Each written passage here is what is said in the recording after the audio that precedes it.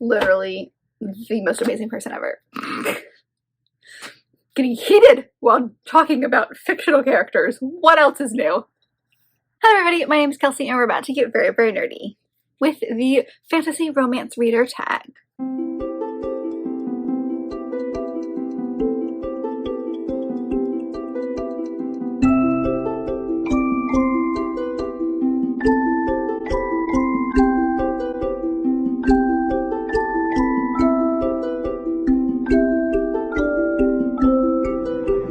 So this has been pretty popular online recently. I think it was just created like not too long ago. I've seen it on so many different people's channels. I first saw it on Novelife's channel, so I'll leave that linked below. But I also am pretty sure it was created by Hannah Blackwell maybe, but I'll see what I can do as far as like researching who it's actually by, because I can't remember exactly who created it. I feel like it was a team who created this tag. But regardless, this is a bunch of questions for people who love fantasy romance. Hello, hi, that's my personality now. So we have, I think, about 11, 12 questions here. I'll leave them all in the description down below if you'd like to do this tag yourself. Feel free to consider yourself tagged, or if you'd like to play along in the comments. If you are a fantasy romance reader, please let me know. But without further ado, let's dive in. Caffeine first though, hold on. Much better. So the first question is, what got you into fantasy romance for the very first time? So I don't know if I can pinpoint one exact thing, because I feel like I understand that I've loved romance for a while and I've loved fantasy, and it's just like recently that I've kind of let it take over my life. So I would say maybe when I really felt like it was like it grabbed me heart and soul was maybe when I started the ACOTAR series for the very first time, which was I think 2 years ago. I think that's when I really first processed kind of the world that I was getting into and how much I was really enjoying it. I think I always knew that this was something that I liked, but I think this was my first big step into like a series that kind of like consumed me. So I will say that fantasy romance kind of started with ACOTAR, but I think my most recent like surge of it was when I read Bridge Kingdom by Danielle L. Jensen. So this one I read in a one of those booktube made me videos that I've been doing here on my channel. I'll leave the playlist if you'd like to check it out. But earlier this year I did Becca from Becca in the Books, and she reads a lot of fantasy romance, and so I was really kind of diving into that section. And the first book that I read for that vlog, or kind of the first one that really kind of stuck out to me, was the Bridge Kingdom, and then I just kind of spiraled from there, honestly. So I don't know if I can like really pinpoint, but that's kind of where my brain is at, is probably the ACOTAR is kind of what got me into researching it a little bit more, and then my most recent like obsession with it as far as this year goes was probably when I read the Bridge Kingdom for the first time. The next one is, if you could pick one fantasy world to live in for the rest of your life, what would it be and where would you move to? So I feel like this is not a surprise, but Valaris from ACOTAR. I feel like that's just a very textbook answer for me. I feel like a lot of fantasy worlds are very brutal, so I don't really want to live in different places. And while ACOTAR does have brutal elements, I think the city of Valaris is the like shining star in the dark world. So that one. Plus it's a very like artsy town, and I really like artsy communities and stuff. So I think I would just kind of like thrive there, you know? So that's what I'm saying. Very kind of like obvious answer, and maybe one that a lot of people use, but yeah, I think I would not survive anywhere else, honestly. Next one is, if you could marry one bookish hero or heroine, who would it be? This one was hard because I have a lot of book boyfriends when it comes to fantasy romance, and I feel like I love a lot of them, but I don't know if a lot of them would be like husband material, you know what I mean? Like they're boyfriend material, they're fun, but I'm not sure I would like, I don't even know what I'm trying to say. The answer that I'm going to give is Davin, who was our main male character in A Dance with the Fae Prince by Elise Kova. This is part of her Married to Magic series, which is a companion series that is broken up with a bunch of like, it's set in the same world, but they're all like different stories, and you don't need one to enjoy the others. So this one, he kind of stuck out to me because he does have that like ruggish rogue vibes, which is I do enjoy, and a male lead, and but he genuinely cares, and like he's always kind of put her first even when she's been annoying and kind of put him in situations he hasn't loved. So I'm gonna go with him, but I feel like a lot of characters would work for this because I have an obsession with a lot of them. So, am I second guessing my answer? I don't know, but I still love him, so I'm gonna say this one. The next question is, if you could be one fantasy creature or magical being, what would you be? Fae. I would be part of the Fae. I think Fae is really, really cool. It's what I gravitate towards as far as books. When I read about things, I think mermaids would be a second. I think that would be really cool, if like mermaid siren vibes, but there's just something about Fae and the agility of them and the ability to live for long periods of time. Just like there's a lot about them that I feel like would be fascinating. So I'm gonna say Fae. I just want to live in a fantasy world. Who doesn't? The next one is, if you could kill one fantasy romance character, who would you off? I don't think this is controversial. I would do Dane from Fourth Wing. I think he is very annoying. He started off as very sweet. He was very adorable. I really liked him as a character starting off. I didn't like him for a main character, but I liked him as a character.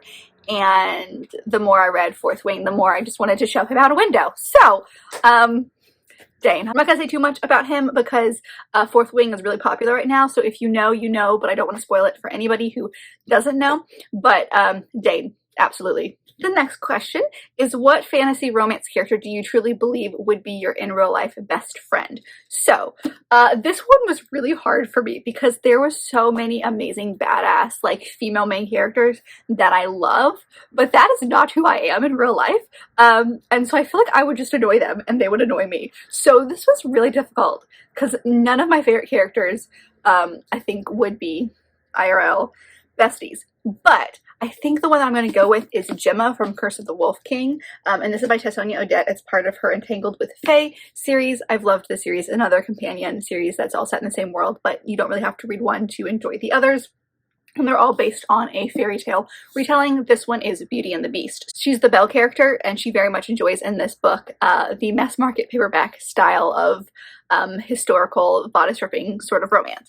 And then, of course, she moves in with this guy and she's trying to help him out, and so there's just a lot about her. She's really sweet, she's really down to earth, but she's a bookie, and I feel like we would be besties in real life. Also, the types of books that she reads are things that I enjoy as well. So I think this is my answer for this one because I always wanted to be Belle. I feel like every book girly out there at one point felt that they were Belle in real life, so I feel like this just kind of makes sense.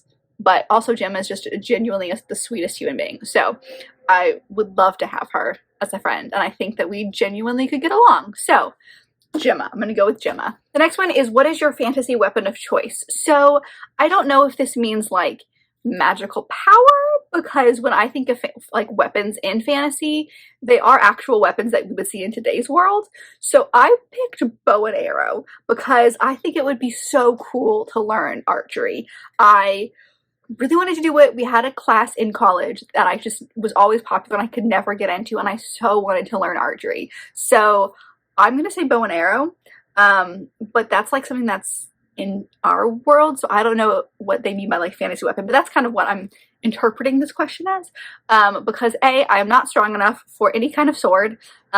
Daggers maybe, but like knives and sharp objects kind of freak me out, so I don't think I would enjoy those. I feel like throwing knives might be kind of fun, but that's about it. But archery has always been fascinating to me, so I'm gonna go bow and arrow because I just kind of like, I would love to be a like red-headed fae bow and arrow warrior, you know, like that's my vibe. That's what I would love to be in real life. So that's my answer.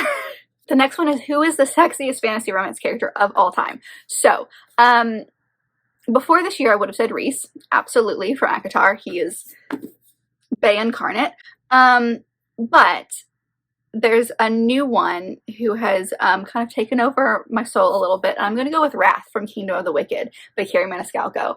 I love him. He's got the same vibes as Rhys does, so I think if you like the character of Rhys, you'll like him. He's a little more morally gray than Rhys is. Rhys always has a good streak. This guy is not always the best. He definitely embodies the villain essence of like will tear the whole world down for his woman kind of vibe. With that being said, I would do anything for Wrath. I love him. So maybe not necessarily Wrath from the first books, but Wrath in the later books as we get to know him a little bit more. I just reread some of his scenes. I'm not gonna lie, I love him to death. So yes, Wrath from King of the Wicked, literally the most amazing person ever. The next question is pick one fantasy romance book to burn. Now, I don't like the idea of burning books. That just does not appeal to me. And this feels like an extreme reaction to not liking a book. But if I had to choose, I'm going to go with A Touch of Darkness by Charlotte St. Clair because I enjoyed my time reading this and I still clearly have a copy, but I've been debating on hauling it recently because it was like I think it got 3 stars for me. It was a good middle of the road book, but it wasn't amazing, and I kind of went in with like super high expectations for this book. So do I think this book deserves to be burned? No, but if I had to choose one, this is probably my least favorite fantasy romance at the moment. So I'm going to go with this one. There's so many better Hades and Persephone retellings out there in my opinion, so many better written ones, and the romance for this just kind of fell a little flat. So this one can go away. The next question is, you can choose one fantasy romance book. It's the only book you will ever be able to read again. What is it? It's Crescent City by Sarah J. Maas. This is my very first Sarah J. Maas book. This, I didn't attribute this to being like the start of my fantasy romance obsession at the beginning. I kind of said that was ACOTAR, even though I read this one first. But there was just something about this world that felt very, it's an urban fantasy, so it felt very modernized, and for some reason my brain, I just couldn't compute. But I love this book. I've reread it. I've read this book twice now. I reread it last year when the second book came out, and with the third book in the series coming out at the beginning of 2024, I think I'm definitely gonna have to reread the second one, so we'll see if I reread this one. But every time I dive into this book, I love the scenes, I love the characters, I love the story and the kind of mystery element that's input into this. It does have a lot of world building because it is the first in a very, it's probably going to be a pretty long series. It's thick. Like, this doesn't look very thick, but there's like 800 something pages, and they're also like really thin pages for some reason. It's about the same size as the second one, but the second one is like twice as big on my shelf, it feels like. But I am happy with this book. Every time I read this book, I pick up on new things, and so I would happily read this book forever. I think I get something new out of it every single time. So this is my book. Also, it's pretty big, so it would take you a while to get through. So it wouldn't be like a super fast, oh, I finished it, now I gotta read it again. Like, it would take me a longer chunk of time to get through. And it's also got some of my favorite characters in there, and there's just a lot about this series and this book specifically that I love. So yes, House of Earth and Blood, first in the Crescent City series, for sure, would be the one that I just am happy to have on repeat, honestly. Especially if I could read it in different mediums. Like, I have the book and then I also have like the audiobook. I could just like switch back and forth. It'd be great. And the last question is, if you could recommend one fantasy romance book to a reader that is new to the genre and wanted to try it out, what would you do? So I cheated a little bit because I have 2. I decided to pick one who's new to fantasy specifically, and then one who's new to romantasy. Now, they're both fantasy romance books, but I think one is significantly lighter on the fantasy element, so it would be easier if you're trying to figure out, like, if you are a romance reader who wants to try out fantasy for the first time. That's kind of what I'm saying. So for that one, I chose The Very Secret Society of Irregular Witches by Sangu Mandana. This is a very light fantasy book. It does have a romance. It does have that romantic element. It's set in modern days, like our modern world. It's set in the UK. It's this woman who ends up taking a job to teach three young witches at this kind of like very large, not abandoned, but like secluded house. And in doing so, she comes to live there. She comes to have like this little found family vibe. She really gets close with the librarian at this house. There's a lot going on here, but I think this one's really good if you have never tried fantasy before, but you want to try romantasy. So that's what I've chosen for that one. And then if you are a fantasy person and you want to try out like fantasy romance specifically the first time, I think the Fortuna Sworn series by KJ Sutton is a really good one to try out. It has all those elements of fantasy. The first book is less romance than I think the others are, but it does still have a very strong fantasy plotline with the romance elements on top. I would say fantasy romance is known for being spicier than like just your kind of normal romance or your normal fantasy. So this one has those elements. It kind of layers it in. So this book will lead you into the more spicy scenes as we get into the series and more harder to hitting topics.